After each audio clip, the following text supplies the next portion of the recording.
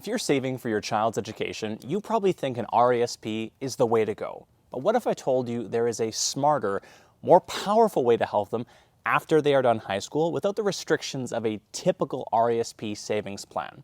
Let's flip the script on how you fund your child's education. This is the Saskatchewan Real Estate Podcast. As a parent, we all want what is best for our children. But with the rising cost of education in Canada and the limited flexibility in how government education savings plans can be used, it makes it difficult to adequately plan and save enough for our kids' future. Today, I'd like to show you a new strategy for education funding. Let's see how using a rental property can meet and exceed education savings goals. A rental property has the power to deliver an education plan that would be self-funding, tax efficient, and available not only when the kids go to school, and you have the added tax benefits of owning a rental property and opportunity for efficient growth. Let's not let the high cost of education and limited investment options hold us back from giving our kids the future they deserve. In this episode today, I want to go through 4 main talking points: education costs, as well as RESP pitfalls, the rental property alternative to this, how a typical RESP would work, and an example of how a rental property could change a family's future. There's a massive issue when it comes to getting educated in Canada. It's very expensive. Education costs have increased by 28% over the past decade. The average 4-year degree today costs $96,000, and it's estimated to increase to $135,000 in 17 years. This has put a great deal of stress on parents who are trying to save for their children's future. According to a survey by the Bank of Montreal, only 39% of Canadians have an education savings plan for their children, and as we'll talk about more in the second part of this video, this might even be falling short. Along with the rising costs, the changing dynamics of the economy make it tough for young people to plan ahead. According to a study conducted by Dell Technologies, which included more than 15,000 respondents aged 18 to 26, Gen Zers in over a dozen different countries feel that school is not preparing them for the skills they need to succeed. Over 40% of the students surveyed considered learning new digital skills essential for their careers. And companies are noticing there's been a huge uptick in the number of corporate-sponsored education programs from the likes of Google, Amazon, and many other Fortune 500 companies. These companies are developing their own education programs to ensure new hires are adequately prepared for career opportunities within their organizations. Things like micro-degrees and non-traditional education paths are now getting people ready for the workforce. This presents a problem. If your child chooses to pursue an education at one of these institutions or an institution not recognized under the RESP program, they might not be able to access government grants. While we're on this topic, let's get into how RESPs work. A Registered Education Savings Plan, or RESP, is a government-approved savings plan that allows parents to save for their children's education and receive government grants and incentives. The government provides a 20% grant on the first $2,500 contributed to an RESP each year, up to a maximum of $7,200 per child over the lifetime of the plan. All in all, this isn't a bad thing to get in place for your kids, but one of the main limitations of an RESP is that it only covers post-secondary education expenses.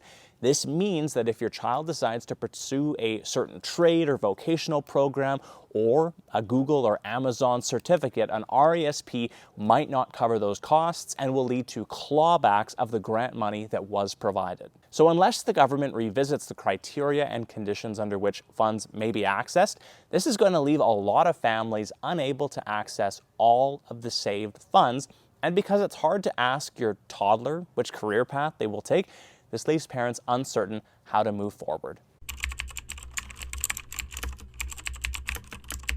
Now, one of the main reasons that rentals are a viable alternative is they offer infinitely greater flexibility for how funds can be used in the future. There is no requirement to use the funds for education. Your child may decide to seek an education, or maybe they'd like to start a business or buy their first home. They can use the funds for whatever they like for any purpose at any time. When you're ready, the money can be withdrawn tax efficiently as a loan against the property, and since borrowing money isn't considered a taxable event, the rental provides a nice overall structure for accessing capital. You also get the added benefit of using the funds and staying invested at the same time.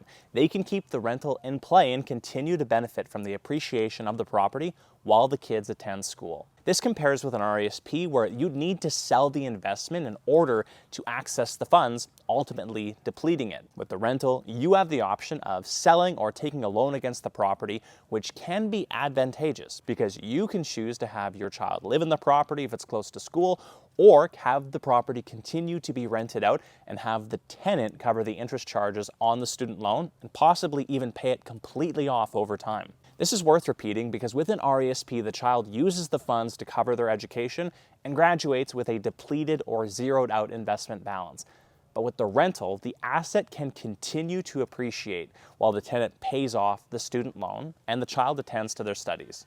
Also consider that the rental income and property value are likely to appreciate over time. This is really important because by the time the child is ready to go to school or start a business or move forward with their life in whatever capacity they see fit, the tenant will have significantly paid down the mortgage, and both the property value and the rental income will most likely be significantly greater than when the property was first acquired. After a few years, when your child has completed their education and is getting their career off the ground, perhaps maybe even starting a family, you will have the option to leverage the property again and help kickstart the next phase of life. There are so many cool possibilities depending on what's most important to your family.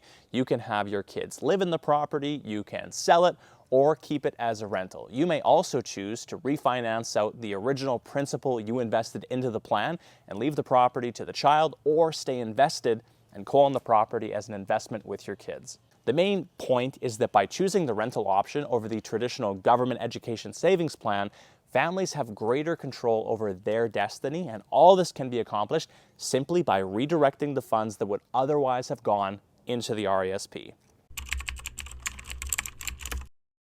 But to help illustrate the numbers, let's go through an example that shows the financial rundown of a family using the traditional RESP. Let's call them the Smiths. The Smiths' first consideration is the amount of money they will need to save regardless of how they choose to invest. There are really good calculators online that predict the cost of education. These calculators also take into factors such as when the child is born, the type of degree they plan to obtain, and whether or not they intend on living at home or in residency at the university. So in this scenario, we will set a few parameters to illustrate the two different investing approaches. The child is recently born in the last year, and they will seek a general post-secondary degree living away from home beginning at age 18, and the parents will begin saving when the child is 3 years old.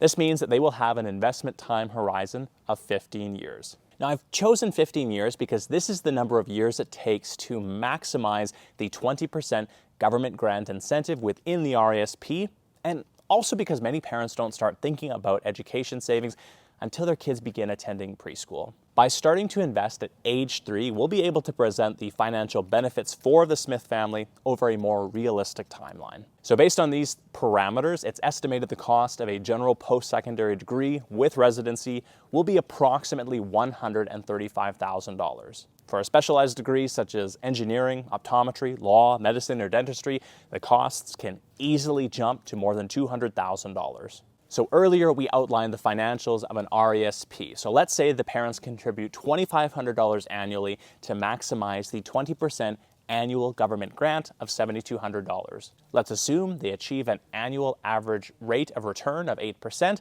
This will leave them with a savings of $81,456 over 15 years. Now, in order to achieve the target $135,000, the Smiths will need to invest an additional $1,972 annually to make up the RESP shortfall of $53,543. This is a viable option, but keep in mind there are still the risks of your child's education not being approved, and government grants and incentives could be clawed back. Now let's see what would happen if they use an alternative approach, using the money they would otherwise have invested into the RESP to fund a down payment and purchase a small rental property instead. Now, we already know that in order to save $135,000 in an RESP, the Smith family would need to invest $4,472 per year for 15 years. That's equivalent to $372 per month. They could use that same monthly amount to service the interest costs on a down payment loan at an interest rate of 6%. This would allow them to borrow $74,500. In this example, the Smith family has sufficient equity in their primary residence to access the down payment loan, and there are a variety of other methods they could have used as well. Evaluating down payment sources is a separate episode. I'll leave links in the description of this episode after you're done here. So back to our example. Now that the Smith family has their down payment in place, they divide that figure by 20% to determine the maximum purchase price for their new rental. Now, the reason we do the calculation this way is because Canadians must meet a minimum 20% down payment required to purchase a rental property. For the Smiths, this works out to a target purchase price of $372,500. Now, it's important to remember that for this example, it's only an illustrative purpose. The Smiths may choose to purchase a rental property above or below this value. Now, as you may recall, we've already dealt with the down payment. That portion is being covered by the $372 that would otherwise have gone towards the RESP. This leaves $298,000, 80% of the purchase price, as the starting mortgage balance on the rental. At 5.39% on a 30-year amortization, the monthly mortgage payment will be $1,660. Adding in property taxes, maintenance, and insurance expenses of $440 per month, this brings our monthly servicing cost to $2,100. Now, in order for the rental to cover itself and be cash flow neutral, the rental income required to offset the expenses would be $2,100 per month, which is fairly achievable for a property of this value in most Canadian markets. Now that the Smiths understand the value range for the property they will acquire and the level of rent they can expect to achieve, their next step is to estimate the long-term appreciation rate for the property and its cash flows. Now, according to a report published by the Canadian Real Estate Association, over the 15-year period from 2005 to 2020, Canadian real estate appreciated at an average rate of 6.11%. So let's be conservative and cut that number in half and assume a 3% appreciation rate. Using these values, the rental property will outperform the RESP by 263%. Coming in at a net investment value of $355,400 after paying out the outstanding mortgage balance. The family will be able to refinance the rental to draw the $135,000 for education purposes, with an additional $220,000 in equity remaining in the property. Furthermore, the rental income kept pace with inflation and appreciated at a similar rate over the 15-year period. The property now generates more than $3,700 in monthly rental income, resulting in net positive cash flow even after servicing the $135,000 student loan. Another way to compare the numbers is to estimate the average annual appreciation rate required for both strategies to break even. In this example, an appreciation rate of just 1% of the property would still outperform the RESP by $35,000 over 15 years. However, the property would need to be sold in order to access the $135,000 for education, and the real estate fees would likely offset the difference, making this a fairly accurate break-even scenario. And keep in mind, the RESP still managed to achieve an 8% annual rate of return, even though real estate performed at a rate of 1%, which is an unlikely scenario over such an extended period of time. When you factor in the additional flexibility, tax, and other benefits from the real estate option provides, it's easy to see which strategy provides the most upside potential over the long run. So the intention here is to provide a reasonable analysis on the long-term comparative values of the RESP versus rental strategies. Actual numbers and financial benefits may vary from market to market and from property to property. I'm here and available if you need help analyzing a specific property in your market. Please feel free to reach out to inquire about your unique situation or to run scenarios on potential investment properties in your area. There you have it. In this example, we have successfully funded our child's education no matter their desired career path. We did it with the same amount of funds and in the end are still left with a cash flowing asset that we can use to fund our retirement, our kids' first home, other children's education plans. The list is endless. I hope you enjoyed this episode. If you're curious about your kids' education savings plan and are looking for a better alternative, I would love to have a conversation with you and show you and your family how a rental property could change your life. Use the booking link in the description of this episode to connect. And while you're here, don't forget to check out some more of the great episodes we have on the channel teaching you how to invest and grow your wealth. Until next week, I'm Ron Caroni, your Saskatchewan mortgage professional. Bye for now.